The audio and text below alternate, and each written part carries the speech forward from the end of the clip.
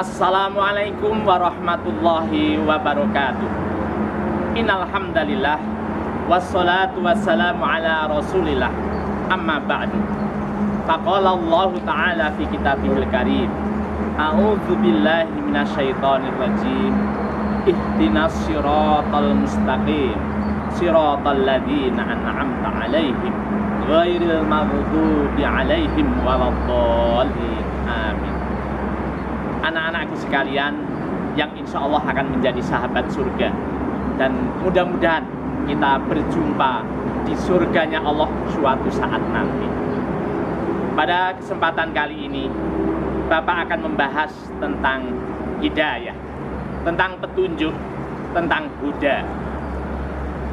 Hidayah apabila kita perhatikan apa yang telah Allah tunjukkan kepada kita, maka kita bisa memahami ada 4 hidayah.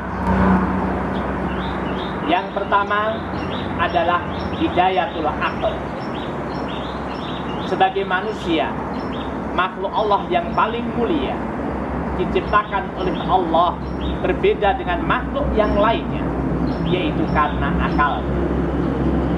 Sehingga dengan adanya hidayatul aql, maka manusia bisa memilah dan memilih mana yang buruk, mana yang baik, mana yang salah, mana yang benar. Maka dengan adanya akal itulah maka manusia bisa menemukan hidayah. Yang kedua adalah hidayatul khalq, yaitu petunjuk penciptaan atau hidayah penciptaan. Dengan adanya ciptaan Allah, baik itu alam semesta, manusia itu sendiri, ataupun kehidupan yang kita lihat pada saat ini, maka pada hakikatnya itu merupakan hidayah yang datang dari Allah. Ketika kita melihat tentang manusia, maka betapa besar keunikan manusia yang itu akan memberikan petunjuk kepada kita bahwa manusia tidak mungkin bisa mengatur dirinya. Ketika kita makan, maka kita tidak pernah mampu untuk mengendalikan ketika makan telah masuk ke kerongkongan kita. Demikian pula detak jantung kita, perjalanan darah di tubuh kita, maka semua itu sudah ada yang mengatur. Maka ini merupakan petunjuk bagi kita bahwa manusia itu lemah dan pasti ada yang maha pengatur. Ketika kita melihat alam semesta, begitu luasnya alam semesta, bahkan ketika kita merenungkan alam semesta tidak jauh-jauh dari bumi kita ini sendiri, maka kita sudah bisa mendapatkan kebesaran zat yang menciptakan bumi ini. Apalagi ketika kita memperhatikan kehidupan. Kehidupan seolah-olah silih berganti. Ketika orang-orang yang telah dahulu meninggal, maka muncul kehidupan yang baru lagi. Bukan hanya sekedar manusia, binatang, pepohonan, dan lain sebagainya. Maka ini pun juga merupakan petunjuk yang datang dari Allah Subhanahu wa Ta'ala. Anak-anakku sekalian, sahabat surga rahimakumullah. Yang ketiga adalah adanya petunjuk irsyad wal bayan, yaitu hidayatul irsyad wal bayan.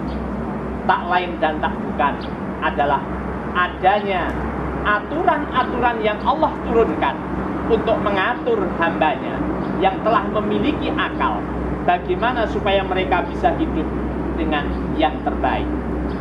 Sehingga hidayatul irsyad wal bayan tak lain dan tak bukan adanya Al-Quran, adanya uswah yaitu Rasulullah, sehingga adanya hadis-hadis, adanya sunnah Rasul.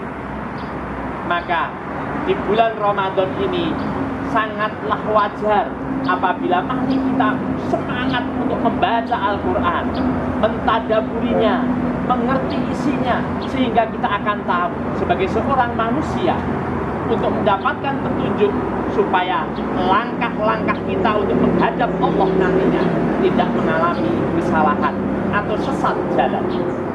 Karena apa?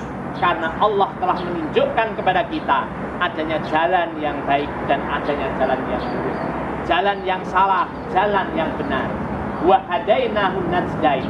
Jadi Allah menunjukkan dua jalan, yaitu jalan kebaikan dan jalan keburukan. Dan tentu di bulan Ramadan ini, marilah kita ikuti petunjuk yang datang dari Allah Subhanahu wa Ta'ala. Dan yang terakhir adalah hidayatul taufik.